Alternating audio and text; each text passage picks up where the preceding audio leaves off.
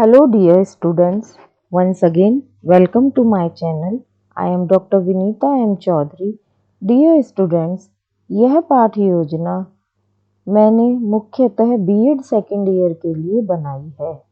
BEd second year में जैसा कि आप जानते हैं कि सेकेंड ईयर में अब कंस्ट्रक्टिविस्ट लेसन प्लान्स बनाए जाते हैं। कंस्ट्रक्टिविस्ट लेसन प्लान्स का अर्थ है रचनावादी पाठ योजना। यह एक इस प्रकार की योजना है जिसमें कि छात्र स्वयं कार्य करके सीखते हैं। तो सबसे पहले हम ये जान लेते हैं कि कंस्ट्रक्टिविस्ट लेसन प्लान्स होते क्या हैं।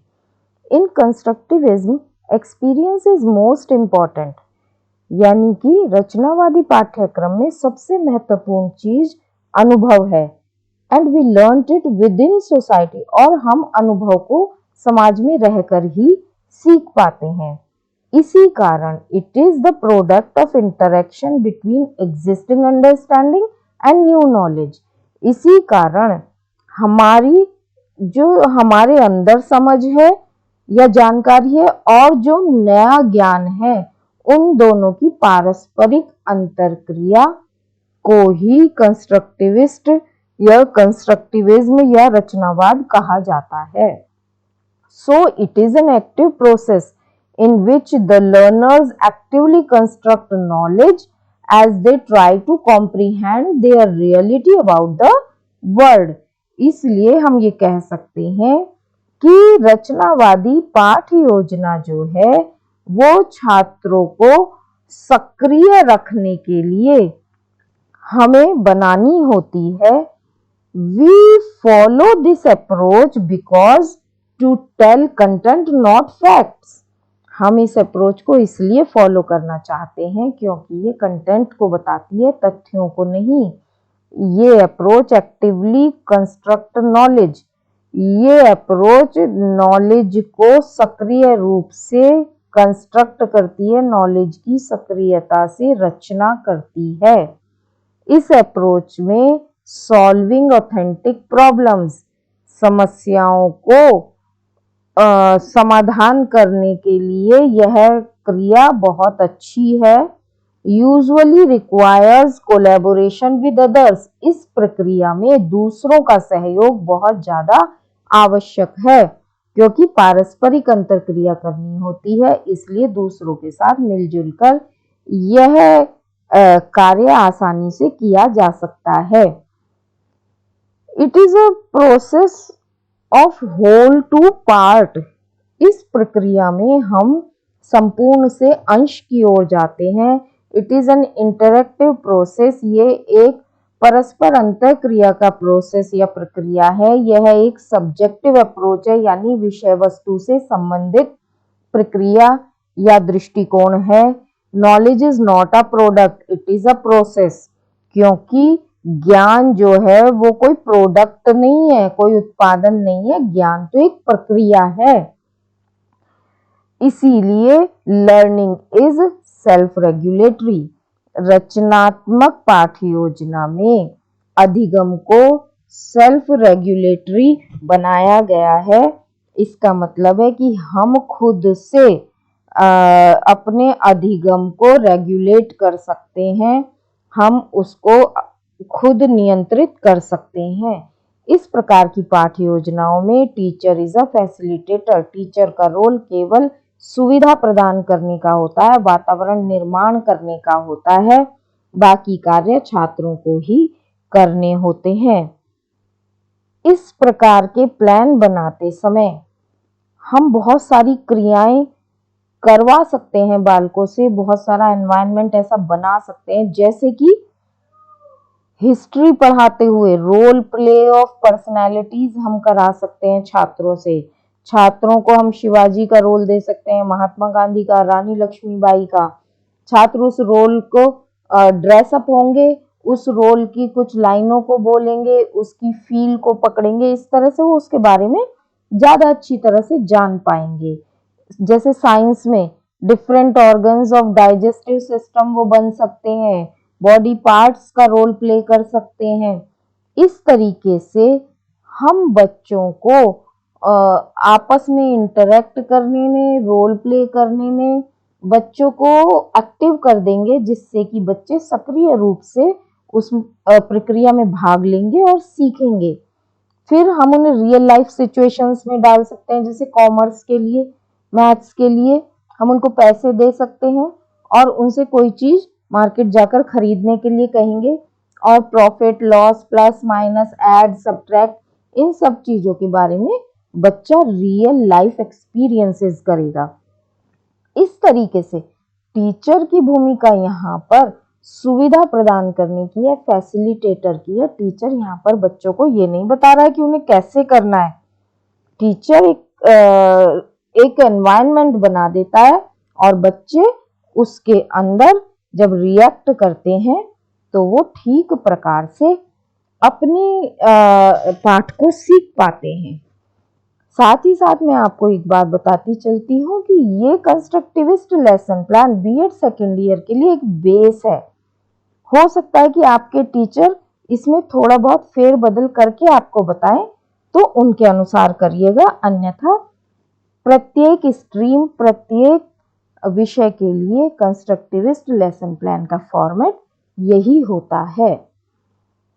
अब इस कंस्ट्रक्टिविस्ट लेसन प्लान में जो हम सबसे पहली चीज ध्यान में रखते हैं कि ये कंस्ट्रक्टिविस्ट अप्रोच जो है, जो ये संरचनात्मक उपागम या रचनावादी दृष्टिकोण है, इसमें हमें 5E को शामिल करना होता है। इन 5E के ऊपर ही हमारा लेसन प्लान निर्भर करता है, बनता है। इसमें क्या करना है? सबसे पहला पॉइंट हमको एंगेज के नाम से लिखना है, यानी कि संलग्नता या व्यस्तता के नाम से लिखना है। यहाँ पर हम छात्रों को पाठ्य वस्तु में संलग्न करेंगे, व्यस्त करेंगे। दूसरा, एक्सप्लोर करना है, अन्वेषण करना है, छात्रों को पाठ्य वस्तु को एक्सप्लोर करना है। किस प्रकार से करेंगे ये हमें बताना है पाठ्य योजना में।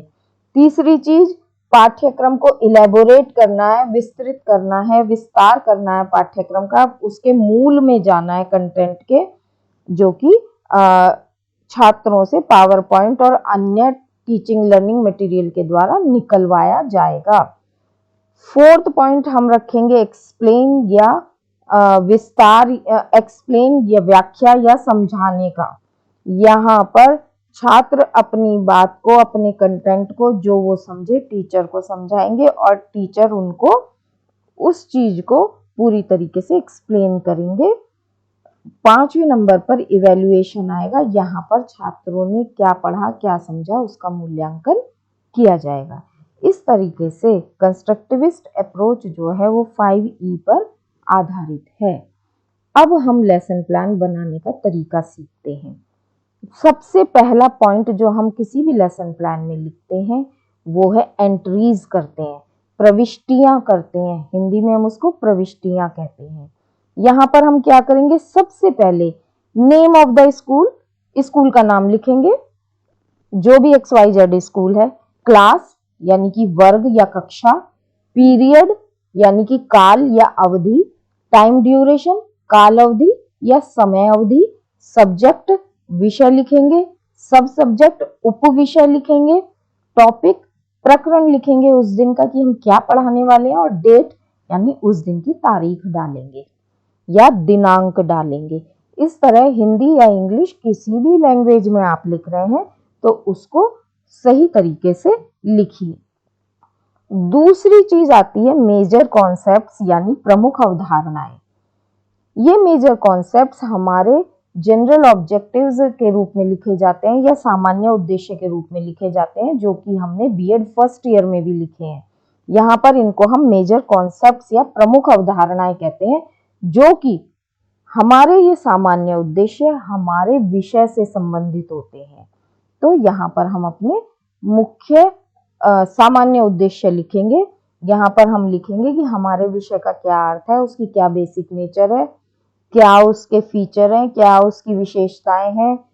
इस प्रकार से हम जो है अपने विषय के सामान्य उद्देश्य यहाँ पर लिखेंगे कि छात्र किन उद्देश्यों को प्राप्त करेंगे। तो प्रमुख अवधारणाएं या सामान्य उद्देश्य लिखने के बाद हम तीसरे पॉइंट पर आएंगे, लर्निंग ऑब्जेक्टिव्स, अधिगम उद्देश्य। जब हम फर्स्ट ईयर में करते थे तो हम विशिष्ट उद्देश्य लिखते थे, वही हमारे अधिगम उद्देश्य होते हैं। इनको हम लर्निंग ऑब्जेक्टिव्स या अधिगम उद्देश्य का नाम देते हुए लिखते हैं। ये अधिगम उद्देश्य ब्लूम की टैक्सोनॉमी के अनुसार हमें प्राप्त करने हैं। जो कंटेंट हम आज पढ़ाने जा रहे हैं उस कंटेंट के उद्देश्य हमको यहाँ पर लिखने होते हैं। सामान्य उद्देश्यों में हमने विषय के उद्देश्य लिखे, विशिष्ट उद्देश्य में हम पाठ के उद्देश्य लिखेंगे और 3 कॉलम बना लेंगे हम उसमें। पहला कॉलम में हम लिखेंगे क्या ज्ञान प्राप्त करेंगे छात्र इस पाठ को पढ़ने के बाद। दूसरे कॉलम में हम छात्र क्या समझेंगे इस पाठ को पढ़ने के बाद, और तीसरे कॉलम में हम छात्र किस प्रकार इस पाठ को पढ़ने के बाद प्रयोग कर सकेंगे। ऐसे विशिष्ट उद्देश्य हमको बनाने हैं। तो जैसे हमारा पहले है नॉलेज, ज्ञान, तो ज्ञान का उद्देश्य हम बनाएंगे कि student will be able to recall, जो भी कुछ हमारे कंटेंट में होगा कि छात्र स्मरण करेगा, छात्र स्मरण कर पाएगा। Will be able to recognise, छात्र पहचान सकेगा। अंडरस्टैंडिंग में छात्र एक्सप्लेन कर सकेगा, will be able to explain. Will be able to cite examples, छात्र व्याख्या कर सकेगा, छात्र उदाहरण दे सकेगा उस कंटेंट के अकॉर्डिंग। तीसरी चीज हम एप्लीकेशन या अनुप्रयोग लिखेंगे जिसकी भाषा ऐसी होगी, student will be able to assess, जो भी कुछ कंटेंट में है उसको लिखेगा कि छात्र इस पाठ की इस चीज का आकलन करने में समर्थ होंगे। इस प्रकार से हम लर्निंग ऑब्जेक्टिव्स को लिख लेंगे 3 कॉलम बनाकर। और ये ध्यान रखने की बात है कि ज्ञान, समझ और प्रयोग तीनों का 1 या 2 उद्देश्य, 1-1, 2-2 उद्देश्य अवश्य लिखे जाने चाहिए। फिर हम लाइफ स्किल्स लिखेंगे। लाइफ स्किल्स यानी जीवन कौशल। जीवन कौशल का मतलब है कि इस पाठ को पढ़ने के पश्चात छात्रों में कौन से जीवन जीने योग्य कौशल उत्पन्न होंगे। जैसे इस पाठ को पढ़ने के बाद छात्रों में आत्म जागरूकता आएगी, छात्र क्रिटिकल थिंकिंग कर सकेंगे, छात्र समस्या का समाधान कर सकेंगे, छात्र पारस्परिक संबंधों को निभा सकेंगे, छात्र नेतृत्व कर सकेंगे, छात्र एक दूसरे से सहयोग कर सकेंगे। इस तरीके के जीवन कौशल छात्रों में प्रत्यारोपित किए जा सकेंगे। इस पाठ को पढ़ने के बाद छात्र इन चीजों में कुशल हो जाएंगे। हमको वो चीज यहाँ पर बतानी है। नंबर 5 पर हम आएंगे। नंबर 6 पर हम आएंगे जो कि हैं मेथड्स, यानी कि विधियां या वो गतिविधियां जिनको कि हम प्लान कर रहे हैं। यानी कि जब हम पाठ योजना बना रहे हैं तो छात्रों के अंदर किस प्रकार की विधियां उत्पन्न होंगी या किन विधियों का प्रयोग करेंगे। जैसे ब्रेनस्टॉर्मिंग मेथड कि छात्र इस कार्य को करने में विचार मंथन करेंगे, तो विचार मंथन विधि हो जाएगी। छात्र इंक्वायरी करेंगे इस चीज की, तो इंक्वायरी बेस्ड लर्निंग हो जाएगी। छात्र जो निर्देश दिए गए हैं उनको वार्तालाप के द्वारा, डिस्कशन के द्वारा अचीव करेंगे, तो इंस्ट्रक्शनल कन्वर्सेशन मेथड हो जाएगा। कोलैबोरेटिव लर्निंग मेथड हो जाएगा अगर एक दूसरे के सहयोग से किसी प्रश्न का उत्तर ढूंढते हैं। ग्रुप डिस्कशन मेथड अगर समूह के साथ चर्चा करते हुए वो कार्य करते हैं।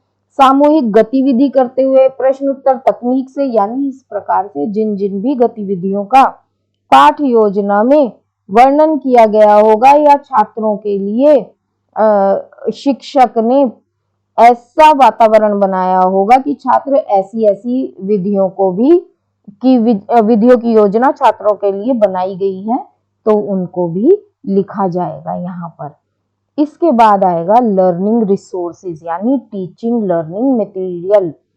टीचिंग लर्निंग मटेरियल यानी सीखने के संसाधन, यानी कि वो चीजें जो कि हम छात्रों को सीखने में सहायता के लिए उपलब्ध करा रहे हैं, जैसे कि power point slides, flash cards, charts, pictures और जो भी कुछ available resources in the classroom हैं, जो भी रिसोर्सेज या संसाधन उपलब्ध हैं, उनके द्वारा हम छात्रों को सिखा रहे हैं, वो हम यहाँ पर मेंशन कर देंगे।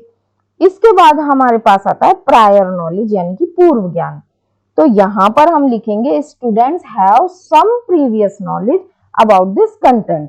इस पाठ के बारे में या इस तथ्य के बारे में, इस विषय वस्तु के बारे में छात्रों को कुछ पूर्व ज्ञान है, ऐसा हम यहाँ पर लिख देंगे।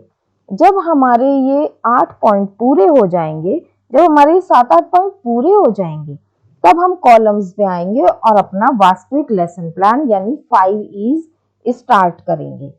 तो उसके लिए क्या करेंगे, 4 कॉलम बना लेंगे, जिसमें पहला कॉलम होगा मॉडल ऑफ लर्निंग यानी अधिगम प्रतिदर्श का, टीचर इनिशिएशन यानी कि छात्र अध्यापक क्रिया का, स्टूडेंट एक्टिविटी छात्र क्रिया का, और TLM यानी कि टीचिंग लर्निंग मटेरियल या शिक्षण अधिगम सहायक सामग्री का कॉलम। ये 4 कॉलम हमें बनाने हैं अपने लेसन प्लान के लिए। सबसे पहले हमें लिखना है एंगेज या संयोजन। यहाँ पर हमको क्या करना है, to ask question answers either open ended और close ended any type of questions, यानी कि संयोजन में हमें बालकों से प्रश्न पूछने हैं, चाहे तो वो ओपन एंडेड हो यानी कि छात्र अपनी समझ के अनुसार दे, चाहे क्लोज एंडेड हो कि हाँ या ना में ही पूछे जा रहे हो। तो हम छात्रों को एंगेज करेंगे यहाँ पर। इसके लिए आप ध्यान दीजिए कि जैसे फर्स्ट ईयर में हमने इंट्रोडक्टरी क्वेश्चंस किए हैं, वही फॉर्मूला यहाँ पर भी प्लेस करेंगे, लेकिन ये ध्यान में रखना है कि इसके लिए हमें TLM जरूर लगाना है। पावर पॉइंट स्लाइड्स हो, फ्लैश कार्ड्स हो, कोई ब्लैक बोर्ड वर्क हो, कुछ भी हो, छात्रों को हमको वो उपलब्ध कराना है। और हम क्या करेंगे, अब छात्र अध्यापक क्रिया में हम उसको लिखेंगे कि हमने क्या किया। यहाँ पर लिखेंगे छात्र क्रिया में कि छात्रों ने क्या किया और हमने कौन सी सामग्री यूज की। तो एंगेज में हमने क्या किया कि a slide will be shown by the teacher instructed to find out the types of XYZ content and related questions will be asked by the teacher. हम ये लिखेंगे कि छात्रों को शिक्षक ने एक पावर पॉइंट उपलब्ध कराई और उससे रिलेटेड प्रश्न शिक्षक छात्र अध्यापक द्वारा पूछे जाएंगे। स्टूडेंट क्या करेंगे, स्टूडेंट पिक्चर्स और स्लाइड्स को देखकर गंभीर चिंतन के साथ आंसर करेंगे। अब आप देखिए यहाँ पर है critical thinking, give answer after critical thinking, यानी ये जीवन कौशल है कि गंभीर चिंतन कर सकेंगे छात्र। तो जब छात्र यहाँ पर गंभीर चिंतन करेंगे तो अपने आगे वाले जीवन में भी वो क्रिटिकल थिंकिंग कर सकेंगे। जीवन कौशल का ये मतलब है। तो ये यहाँ पर यूज किया गया, इसलिए हमने शुरू में लिख दिया कि छात्र क्रिटिकल थिंकिंग या गंभीर चिंतन कर सकेंगे जीवन में। अब यहाँ पर फिर हम क्वेश्चंस लिखेंगे। Which type of XYZ are you observing from picture A, B and C, यानी हमने TLM में पिक्चर्स दिखाई A, B, C और छात्रों से पूछ लिया कि किस प्रकार की पिक्चर है। छात्र उत्तर देंगे तो छात्र क्रिया में लिख दें। इनको किस प्रकार से किया गया, इनमें क्या किया गया, कहां पर किया गया, इस तरीके के समस्त क्वेश्चन किए जाएंगे कंटेंट से रिलेटेड, और उसके बाद छात्रों के आंसर देते जाएंगे। इस तरह ये आंसर लेने के बाद जैसे कि हम टीचर स्टेटमेंट देते थे इंट्रोडक्टरी स्किल में, उसी प्रकार से यहाँ पर भी करेंगे। Explanation by teacher to relate prior knowledge to new knowledge. जब हम इतनी सारे बच्चों से क्वेश्चन कर लेंगे, आंसर प्राप्त कर लेंगे, तब हम उनके इस पूर्व ज्ञान को नए ज्ञान से जोड़ देंगे। इस प्रकार से हम इसमें क्वेश्चंस बना लेंगे। इस स्लाइड में यानी एंगेज में केवल ध्यान देने की एक बात है कि the questions asked in engaged portion are in zigzag form related to teaching learning material or they are called probing questions। यानी कि जिस प्रकार से इंट्रोडक्टरी स्किल में हम क्वेश्चन बनाते थे जिगजैग फॉर्म में, उसी फॉर्म में यहाँ पर भी बनाएंगे। टीचर ने प्रश्न पूछा, बच्चों ने पावर पॉइंट से आंसर करा क्रिटिकल थिंकिंग के बाद, उस आंसर से फिर क्वेश्चन निकाला, टीचर ने अगला आंसर किया, बच्चों ने फिर आंसर की, टीचर ने क्वेश्चन किया, बच्चों ने आंसर किया, बच्चों के आंसर से फिर एक नया क्वेश्चन निकालकर टीचर प्रश्न करेगा। इस तरह के फॉर्मेट को जिगजैग फॉर्म कहते हैं। इस तरह से हमारे बच्चे पाठ में एंगेज हो जाएंगे, पाठ को के बारे में ही सोचने लगेंगे, पाठ का संयोजन हो जाएगा यहाँ पर। तब हम अपना दूसरा पॉइंट बनाएंगे एक्सप्लोर, यानी अन्वेषण, यानी खोज करना। यहाँ पर हमको छात्रों को ऐसी सिचुएशन देनी है कि छात्र कंटेंट में कंपेयर कर सके, ऑब्जर्व कर सके, यानी explore is for compare and observation. यहाँ छात्र क्या करेंगे, student will explore their knowledge about the particular content. छात्र जिस पाठ को हम पढ़ाने जा रहे हैं उसके बारे में बहुत और ज्यादा अन्वेषण या ज्ञान प्राप्त कर सकेंगे। सेम फिर हम टीएलएम में power point, slides, flash cards ये सब दिखाएंगे। और टीचर की क्रिया क्या होगी, टीचर जो है वो छात्रों को 2 से 5 ग्रुप में उनकी संख्या के अनुसार बांट देगा, उन ग्रुप्स को ABCD नाम दे देगा और उनको पावर पॉइंट, स्लाइड वगैरह दिखाकर वो कंटेंट को एक्सप्लोर करवाएंगे। स्टूडेंट क्या करेंगे, अपने अपने समूहों में कंटेंट को एक्सप्लोर करेंगे। फिर उसके बाद the direction will be given to the students to understand the nature of content on reason and note down in their notebooks. Teacher क्या करेंगे, छात्रों को डायरेक्शन देंगे, will be given to the students to understand the nature, यानी content के बारे में direction देंगे टीचर, और स्टूडेंट्स जो हैं उस डायरेक्शन के बाद आपस में एक दूसरे से डिस्कस करके उन पॉइंट्स को अपनी नोटबुक में लिख लेंगे। उन्होंने नोटबुक में अब अपने पॉइंट्स को लिख लिया है। इस एक्सप्लोर में ध्यान देने वाली बात यह है कि at this stage of explore students can discuss with their group then give answer. Explore में छात्र जो हैं अपने ग्रुप्स में पहले डिस्कस करते हैं और तब आंसर देते हैं। ऐसा क्रिएशन रखना चाहिए, ऐसा एनवायरनमेंट रखना चाहिए। तीसरी चीज आती है एक्सप्लेन, यानी विवेचन, यानी व्याख्या। व्याख्या में भी जब हम व्याख्या वाले पॉइंट पे आएंगे तो हम टीएलएम में ब्लैक बोर्ड पर ग्रुप्स के ABCD करके कॉलम बना लेंगे, क्योंकि यहाँ पर हम वो आंसर लिखेंगे जो कि प्रत्येक ग्रुप के बच्चे देंगे। एक ग्रुप ने जो आंसर दिया वो A ग्रुप में लिखा जाएगा, B ने जो आंसर दिया वो B में लिखा जाएगा। इस तरह यहाँ पर हमें ब्लैक बोर्ड वर्क भी करना है एक्सप्लेन में। तो टीचर क्या करेगा, the teacher will listen to student explanation, encourage them, give clues from them to explain the basic natures in their own words with examples.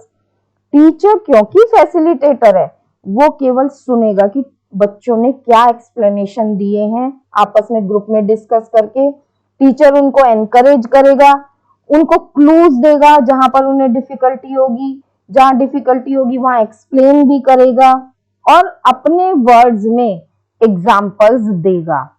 बच्चे क्या करेंगे, after discussion with peers answers will be presented by groups one by one in a positive and supportive manner। अब बच्चे जो हैं groups में divided हैं, वो अपने ग्रुप में जो है डिस्कस करेंगे और प्रत्येक ग्रुप में से एक बच्चा उठकर आंसर करेगा, जिस आंसर को टीचर ब्लैक बोर्ड पर लिख देगा।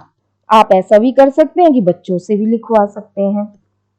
फिर उसके बाद the teacher will ask various groups to explain one by one their points which denoted down in their notebook and will clear out the misconception। अब टीचर कहेगा कि अपने पॉइंट्स को जो है वन बाय वन क्लियर करो, बताओ, और अगर कोई मिसकंसेप्शन है, कोई प्रॉब्लम है तो टीचर उसको सॉल्व करते जाएंगे। टीचर स्टूडेंट क्या करेंगे, वो एक्सप्लेन करेंगे अपने पॉइंट्स को जो उन्होंने नोटबुक में नोट किए थे, और जो टीचर उनको करेक्शन देंगे उनको वो ध्यान से सुनेंगे। अब ये क्या हो सकता है, जैसे टीचर ने बच्चों से पूछा किसी भी ग्रुप से, how can you say that, content के बारे में अगर वो कुछ कह रहे हैं, स्टूडेंट आंसर करेंगे, टीचर कहेंगे इस पॉइंट को क्लियर कीजिए, स्टूडेंट उस पॉइंट को क्लियर करेंगे। इस तरीके से जो कंटेंट है उसको छात्र एक्सप्लेन करेंगे अपने अनुसार।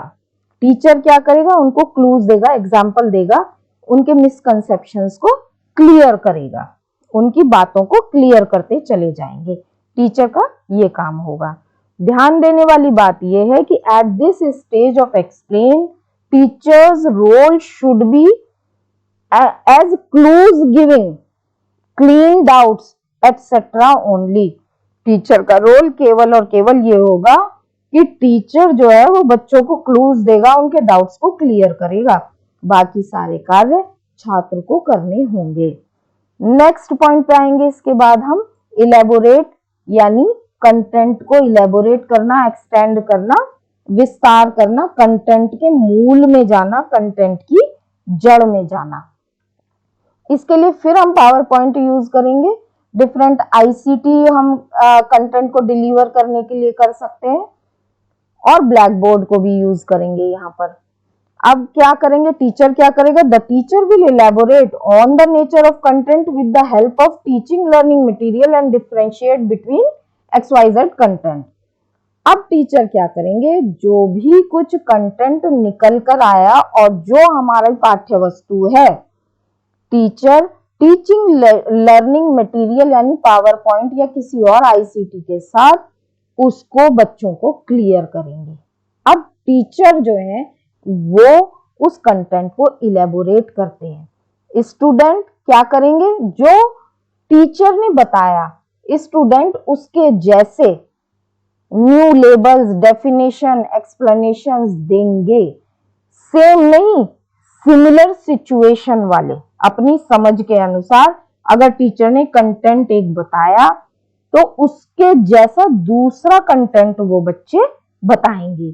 उसके बाद the teacher will show a slide to student and questions will be asked based on situations और कंडीशंस।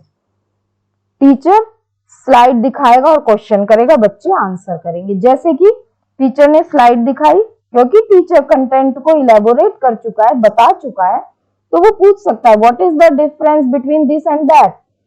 स्टूडेंट आंसर करेंगे क्योंकि उनको क्लियर हो चुका है। वो पूछ सकते हैं what about that XYZ content, student answer करेंगे। टीचर कहेगा absolutely right, explained by the teacher and a PowerPoint slide or video will be shown to understand the difference between XYZ। और तब टीचर एक्सप्लेन करेगा इन सारी चीजों को, content को, और ब्लैक बोर्ड पर भी लिखा जाएगा, जो भी कुछ कंटेंट को क्लियर किया जाएगा, जो भी कुछ आंसर स्टूडेंट करेंगे। लास्ट पॉइंट हमारा है इवेल्युएशन। इवेल्युएशन करना है अब कि हाउ स्टूडेंट्स लर्न, छात्रों ने कैसे सीखा, अधिगम कैसे किया, ये बताना है। For assessment for learning activity, questions, portfolio, interview, Facebook, कुछ भी मेथड हो सकता है जो स्टूडेंट्स ने यूज किया है, और उसको इवेल्युएट करेंगे टू। और यहाँ पर क्या है, फिर से पावर पॉइंट स्लाइड्स को यूज किया जाएगा, यानी TLM को हमें ज्यादा से ज्यादा यूज करना है, टीचिंग लर्निंग मटेरियल को। छात्र अध्यापक क्या करेगा, to assess students knowledge teacher will give one example to every group and instruct to differentiate XYZ content. अब टीचर क्या करेंगे, वो स्टूडेंट की नॉलेज के, ज्ञान के आकलन के लिए कोई एक एग्जाम्पल देंगे हर ग्रुप को, और उन्हें कहेंगे कि इनको जो है डिफरेंशिएट करो, इनके डिफरेंस बताओ। हर ग्रुप क्या करेगा, स्टूडेंट एक्टिविटी में उसको आंसर करेगा कि क्या क्या डिफरेंस है। फिर teacher will allow student to assess their own learning group process, skilled and task and ask open ended question. अब टीचर स्टूडेंट्स को अलाउ करेगा कि वो अपने क्वेश्चंस को पूछें और बताएं। स्टूडेंट आंसर भी करेंगे और ऑब्जर्व भी करेंगे, जो कुछ उनसे पूछा जाएगा उसकी एविडेंस भी देंगे, क्योंकि उन्होंने ग्रुप में डिस्कस किया हुआ है। जैसे टीचर क्वेश्चन पूछेंगे, how will you justify your answer, किसी बच्चे से पूछें कि तुम अपने इस आंसर को किस प्रकार जस्टिफाई करोगे, कोई उदाहरण दो। बच्चे उदाहरण देंगे, वो कहेंगे तुम्हारा इससे क्या मतलब है, बच्चे बताएंगे। कोई एग्जाम्पल दो, बच्चे आंसर देंगे, एग्जाम्पल देंगे। इस तरीके से हम अपने लेसन प्लान को कंप्लीट करेंगे। जब बच्चे ये सब कर चुके होंगे, हम इवेलुएट कर चुके होंगे, तो हम नेक्स्ट पॉइंट पे आएंगे, समरी पर। कॉलम हमारे खत्म हो गए, अब हम आ गए सारांश पर, क्योंकि हमने अपने चैप्टर को इवेलुएट कर लिया है। अब हम समरी बताएंगे कि आज के पाठ में, कंटेंट में हमने क्या क्या डिस्कस किया, वो सब हम यहाँ पर 2-3 पॉइंट में बता देंगे। फिर हम होम असाइनमेंट देंगे, जैसे कि पहले भी देते रहे, गृह कार्य। उसमें हम गृह कार्य इस प्रकार का पूछेंगे कि वो डायरेक्ट हम पाठ से नहीं लेंगे, बच्चे को सोचकर आंसर करना पड़े, सर्च करके आंसर करना पड़े, डिस्कस करके आंसर करना पड़े, ऐसे क्वेश्चन पूछेंगे।